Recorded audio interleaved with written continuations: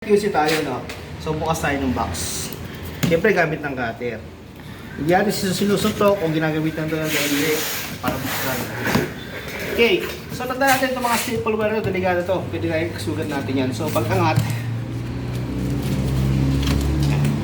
wala natin kasi masakit yung mga tusok yan. So, buksan natin. So, paano ba natin kinukusi yung bike?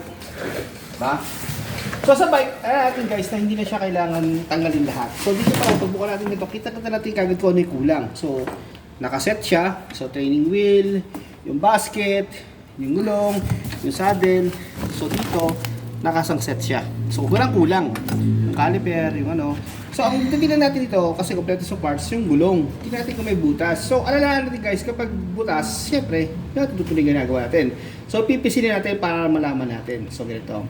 So pag ganito yung bike natin, napipisilin natin, bumabalik, means may hangin siya. Pero hindi lang nakatodo yung bomba ng hangin ng bisikleta. So pag ganito guys, ibig sabihin good to. Pero kapag ang bike natin undeflated na gano'n, so check natin, pwede natin hanginan. Ngayon kapag hinanginan natin siya gamit na pambomba at hindi umahangin, wag nyo nang ituloy na assemblein yung ginagawa nyo kasi doble pagod trabaho lang nito. Pero pag Ibig ito, sabihin okay flat. Yes, pag flat ganun. Pero pag ito okay to, may hangin yung pinaka bisikleta. Okay.